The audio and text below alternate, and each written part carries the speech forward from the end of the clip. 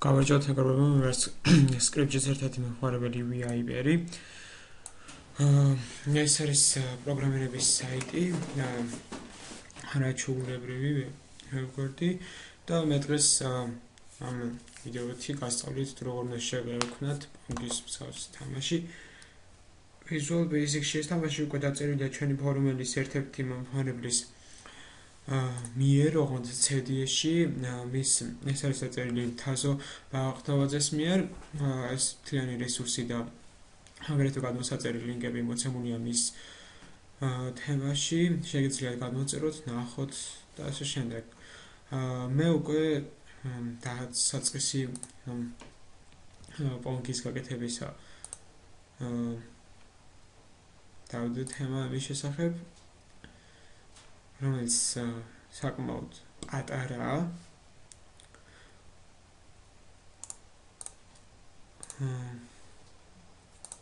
და მოცემულია რაღაც კოდები. ხოლო დღეს უკვე განახევთ ვიდეოთი თუ როგორ დაწეროთ უცებ მარტივად და ამ რაც თავია ის თქმა დამამცდა რომ ამ პირველი გაკვეთილის მთავარი შინაარსი არის ამოძრავას ბურთი მეტი არაფერი. ხოლო მეორეში უფრო შედარებით დიდი და ბევრი რაღაცები იქნება. მოკლედ აუცილებლად დავაწყოთ script-G შეგფონ. შეიქმნება Windows for me, უბრალოდ. ეს არის თავისუფალი. ხოლო აქვს properties განყოფილება, სადაც შეგვიძლია ვაკონტროლოთ ეს რაღაცები, შევცვალოთ აქვს ასევე events-ის განყოფილება, რომელიც შემდეგში აუცილებლად გვჭირდება. და მანამდე მინდა გითხრათ, რომ size-ს ანუ ზომას ვირჩევ ფორმატისას მე პირადად 750x375-ზე. აუცილებლად ჩემი აზრით უფრო ლამაზი იქნება თუ სიგანე სიმაღლეზე მეტი იქნება. სიგანეს ეწოდება width, ხოლო სიმაღლეს height. ეს მომავალში მეორე გაკვეთილში აუცილებლად დაგჭირდება, იმიტომ მაინც მივიცოდეთ. ხოლო text რაც აქ უნდა იყოს დავაწეროთ ისევე scripts ამერია უბრალოდ G-Pong. ახლა რაც დაგჭირდება ეს არის picture box-ი.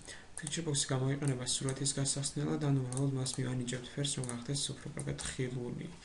ზომა უნდა იყოს აუცილებლად 20-ზე. აუცილებლად არა. თუმცა უფრო დიდი უნდა გაკეთოთ, როგორც მოგესურვებათ. ვაჭრობთ location-ში ჩავწერე. ამასაც გეტყვით თუ ეს რას ნიშნავს. და რადგან ეს picture box-ი უნდა იყოს ჩვენი ბურთი, ამიტომ სახელად თუ დავაწერთ ბურთს, კარგი იქნება.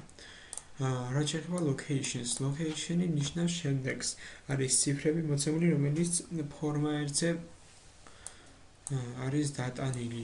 მაგალითად, ჩვენი ფორმატის location მაქსიმუმი არის 750-375-ზე. აი ეს პირადად ეს ლურჯი გარს საკრავი ღობი, ასე ვთქვათ, რაც აქვს მას, არ ვიცი ზუსტად როგორი ზომება, გონი რაღაცებს ცოტათი აკლებს ერთიანობას, მაგრამ დავწეროთ აი ესეთი რაღაც ის გასაგებად თუ რა არის location, დავწეროთ 800 გაქრა ჩვენი ეს picture box-ი. ვერ ნახავთ მას, სანამ არ გავადიდებთ 800-400-მდე. ჩვენს ფორმაერს. მოკლედ ჩვენი ფორმაერი ისევ 750-375-ზე. ხოლო ამის locations ნიძილშობ არ აქვს, ასე უჭირდება ტაიმერი. ტაიმერის არ გამოჩნდება ფორმაერზე, ეს არის tools, ესეთი არაჩვეულებრივი tools, რომელიც გარკვეული შუალედის შემდეგ გამოწმებს ჩვენს მიერ მიცემულ პირობას. აქ თუ დავწერთ 1000, ის შემოწმებს ყოველი 1 წამის შემდეგ, ხოლო თუ დავწერთ 1 ყოველი წამის 1000-ში. და enable ფუნქცია, რომელიც ნიშნავს ჩართვა-გამართვას, turn off to off. ადრე გავცილებული ეს enable თუ არ მეშლება ზუსტად მაგას ნიშნავს false-ს დავაყენოთ true-ზე რომ იმოქმედოს ახლა დავაჭერთ margin class და view codes ხდება public class მომენტი end class და თავისუფალია ეს ყველაფერი არ ჭირდება დავაჭერთ timer ticks ერთხელ სიმართლე გითხრათ არ მიყვარს timer tick-ში აქ არეულობა ვერი რაღაცები მე მიყვარს უფრო დანაწევრება შექმნათ private sub დავაჭეროთ check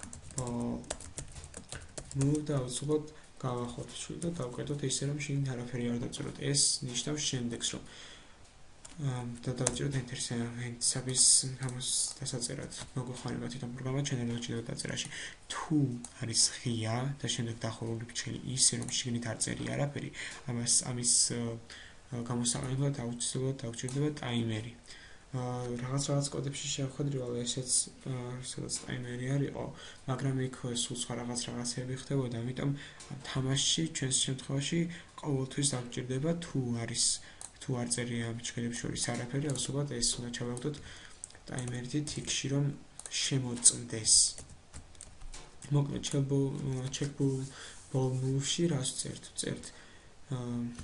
ჯერ შემოგვაქვს ცვლადები და უნდა გითხრათ რომ აუცილებლად მოინახულეთ ჰაკერას მიერ Visual Basic-ის ორი გაკვეთილი არაჩვეულებრივი არა აუცილებლად დაგჭირდებათ ეს გაკვეთილები პირველია ეს ხოლო მეორე ეს ცვლადები და არითმეტიკული მოქმედებები თავიდან უფრო დაგჭირდებათ ამიტომ კარგი იქნება თუ ამ გაკვეთილს ისწავლით ნახავთ ახლა სულსად dim ეს integer და ცვლადის სახელი გჭირდება დავიწყოთ შემდეგი dim hspeed ეს integer და dim vspeed ეს integer ჩვენს მურცავს ზედა მხარე ანუ top მარცხენა ანუ left ქვედა ანუ bottom და მარჯვენა ანუ right ახლა წერთ შემდეგ top left შეუსაბამოდ hspeed გაცრავთ top გერაფო top შეუსაბამოდ vspeed ახლა ეს რა ხდება როდესაც polls ან რაიმე რომელიმე იარაღს გამოტანილს toolbox-იდან წერტილს მისი სახელი შემდეგ და left, right, top, bottom, width და heights როდესაც წერთ ამას ამის შემდეგ აუცილებლად იგულისხმება integer ტიპის ან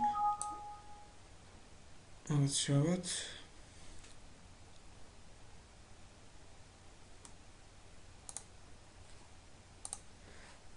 ყველაფერი რიგზია იმედია განვაგრძოთ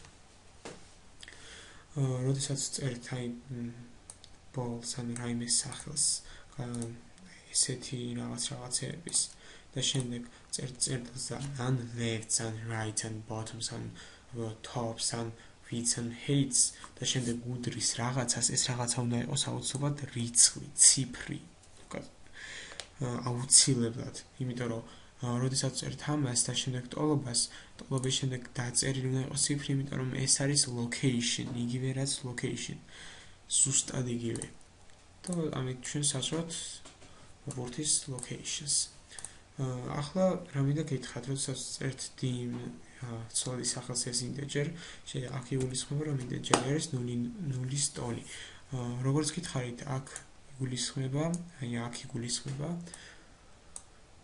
რომ ეს არის location ანუ ადგილმდებარეობა რადგან 0-ის ტოლია შესაბამისად ჩვენი ბურთიც მოხვდა აი ამ ადგილას მისი საწესი წერტილი პირველი წერტილი არის 0-0-ზე ახლა რა ხდება რა გვინდა რომ ამოძრავოთ hspeed-ი გავუტოლოთ hspeed-ს დამატებული 1-ს ხოლო vspeed-ი გავუტოლოთ vspeed-ს დამატებული 1-ს ახლა რა მოხდება და ჩვენი ბურთი იმოძრავეს წყნარად შვიდად და მარტივად ხოლო თუ გავზრდით რაც უფრო გავზრდით მეტ უფრო მოიმატებს აი ეს ახლა რა მინდა გითხრათ რატომ მიდის ეს სუსტად ჰორიზონტალურად ვაცრავთ რა ჰორიზონტალურად კერდა ხო რადგან HP-დან left HP-დან left ეკაჩება მას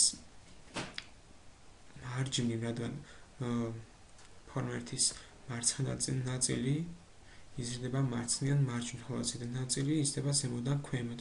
Left-ს მიყავს ის მარჯვნივ, tops მიყავს ის ქვემოთ. ეს ძალები, ასე ვთქვათ, ერთმანეთთან ურთიერთობებზე გამოდის აი სადღაც აი აქ. თუ რომელიმე ეს გავზრდით, მაშინ ალბათ დახრა შეიცვლება.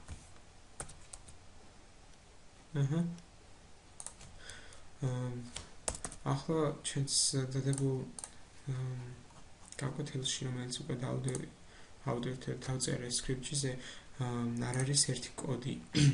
ძალიან გამოსაყენებელი და მარტივი, უფრო ლამაზი რო იყოს ჩვენი კოდი. ეს არის თავიდან ინტეჯერი გავუტოვოთ 4-ს, როგორც ვისვითი, ეს იქნება უკვე სიჩქარე. თუ დავწერთ ტოლობის წინ პლუს, მაშინ რა მოხდება?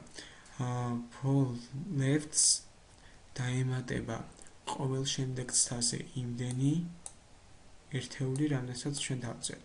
ოღონდ ამ შემთხვევაში ბურთის ადგილმდებარეობა არ იქნება ის ადგილი, სადაც არ იქნება 0-0, ის იქნება, სადაც მას ჩვენ დავტოვებთ. დავტოვოთ აი აქ, და დავაჭიროთ. ბურთი მოძრაობს არაჩვეულებრივად. პირველ გაკვეთილში მე ამის იქაც საუბარი არ, რომ აქ არაფერი არ მიწერია, ამიტომ პირველ გაკვეთილში ჩვენ აქ შევწყვეტ